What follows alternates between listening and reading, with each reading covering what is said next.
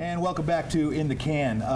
This is a documentary that I am super excited to see, only because you should be as well.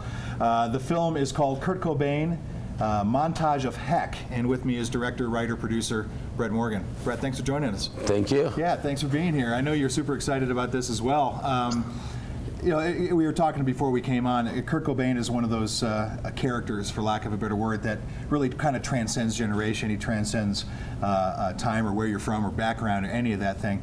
But why now? Why a film about Kurt Cobain? What was it that brought you to this that would make it unique? Sure. Well, it started 8 years ago. Right after I was at Sundance for the movie called Chicago 10, I got a call from Courtney Love, and she said, you know, everybody knows about Kurt's music, but I have boxes and boxes and boxes of his art and journals and movies and all these ephemera that I think might make it basis for an interesting film. Little did I know that inside those boxes would be various elements, arts, journals, whatever, that in essence, when put together, read like a sort of audio-visual autobiography of Kurt's life. Yeah, because a lot of it was in his voice, right? It's a lot of it was, you know, when you say autobiography. Well, I mean, autobiography, I mean, like, you can look at his art, right? And he's very, he's not very subtle in his art. So you can really, like, you look at his childhood drawings at 3, and it tells us sort of a very happy, loving child. By 7, you see the drawings, a bit of darkness starts to seep in. By 13, they're kind of like horror shows. And you sort of follow that throughout his life and his ability to sort of transform how he is feeling into various different art forms, whether it be painting, comic strips, Super 8 films, music. Well, and that must have been surprising because, you know, you go into a documentary with an idea, right? And I'm curious as to what you learned. I mean, as you were going through these boxes, I mean, did you really expect to see something you hadn't seen before, or did the story change for you? But the thing is, nobody had been in there. So, like, like the image of Kurt Cobain that we have all shared collectively as a culture, I'm talking about, yeah, has been defined by a very limited access that Kurt gave to the media between 1991 and 1994. So, for the most part, outside of our feelings towards the music, the feelings towards the man, most of that is a projection, because nobody got to know him. Right. You know, I looked at every piece of media that was disseminated publicly, and that was the worst stuff we collected. All of the gold was everything outside of that. Right. That's where you got to know Kurt. So you know, I feel one of the great things about this film is it's like meeting an old friend for a first time. And I think the reaction has pretty much been that across the board, that people feel like they're really meeting Kurt. So how involved did you get then? I mean, because you're walking a fine line between being that objective documentarian, yet at the same time, obviously, you're invested personally in this too. Does that change the way you told this story? I mean, did you tell the story you wanted to see, or did you tell the story that you wanted others to see? Well, first of all, I'm not an objective documentarian at all. I've never been. My movies are very different in that sense. They're meant to be experiences, not like history lessons. You know, so like, I did this movie on the Rolling Stones. I don't know if you saw it, Crossfire Hurricane. I did. You know, I always tell people, like, if you want to know the history of the Rolling Stones, read a book. You know, because like in a movie, if you took a movie and you put it down to script form, like a documentary, it's like 10 pages, so it's cliff notes to history, right? So instead of giving cliff notes to history, what I'm interested in is an experience, right? So going back to your thing, I had a final cut on the film. It's my story. The family and everyone involved sort of signed off, gave me access to everything, let me tell my story, and I sort of let the story guide me, if that makes sense. I went in with a very broad, it wasn't an agenda, it was like, we're going to use Kurt's art to tell a story. But as you start looking through that material, you start to see connections and themes that merge, and words you start to see repeated all over the place. And suddenly, by the time you go through it all, I had a moment that was like The Usual Suspects, where one word just triggered everything, and I was able to sort of put the whole thing together for myself. Because that's what I was curious about, because, you know, you're going to go in with a very framed idea of what may happen, right? I mean, you have your idea, but as you go through those boxes, as you go through those experiences and you see those things, I don't see how it's possible that you couldn't take side roads or you couldn't be inspired to look, around the corner. And I'm wondering, when you got to the end of this road, so to speak, was it the end that you were expecting? Well, you mean the end of Kurt's road or the end of my journey out of the film? The latter, your journey.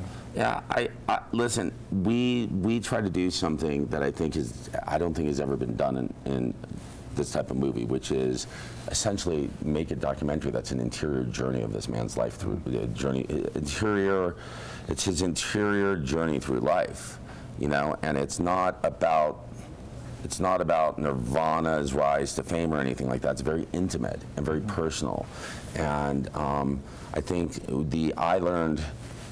I came to my own understanding as to what motivated Kurt and drove Kurt. But that's my interpretation. But the difference is, I had access to everything. So most people up to now, like I said, it's a lot of projection. Whereas we had primary sources. We found material, man, that nobody knew was in existence. Kurt's stuff wasn't like cataloged and everything. A lot of this stuff was thrown into a box.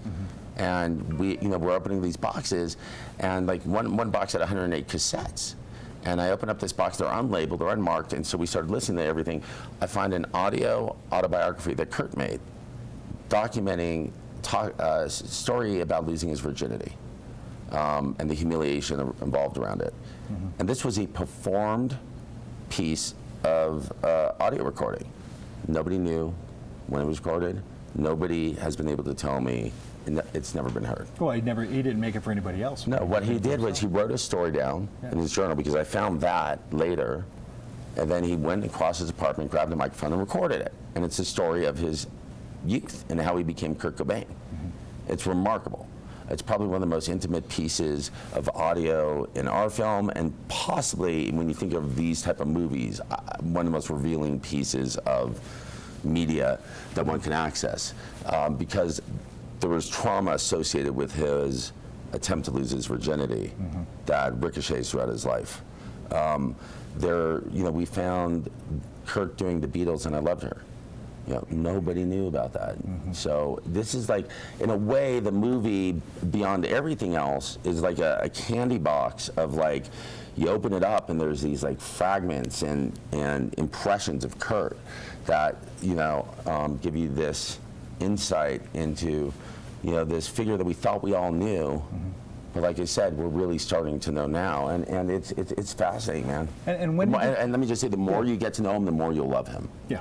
Well, I mean, and how especially an intimate view like this too, because you're right. I think, our view of Kurt Cobain really comes through what we've learned in the news. Maybe we only associate him with Nirvana, but this seems to be a sketch that really looks at him as a human being. How can you see somebody grow up and not understand how he got to where he is, as opposed to just, two-dimensionally judging what you're seeing at the moment? Yeah. It's kind of, in a weird way, like Boyhood, only in the sense that the audience is given an intimate access on that journey from the moment he's born. Right, and you're talking about the film Boyhood, where they took basically followed a young man's life every year. Yeah, that was Boyhood did 12 years. This is like 27 years. Yeah. But you're starting with, literally his birth certificate and the first images of Kurt Cobain, and his childhood was heavily documented on Super 8 film. Right. Nobody had ever seen any of that Super 8 film. Yeah. When you do these films, people always ask, like, what's new, what's unreleased, what can we expect that people haven't seen? It's about the whole film.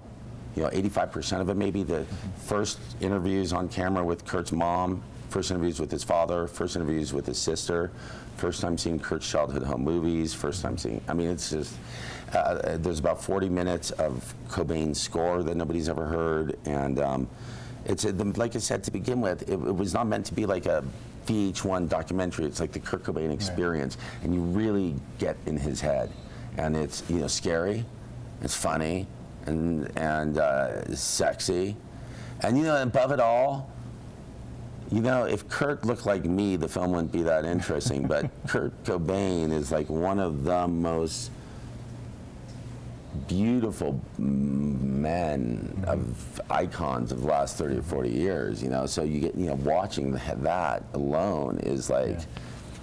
Well, his charisma won't be debated. I mean, you know, just in everything that he did. You had a great premiere this week. Amazing. Good response.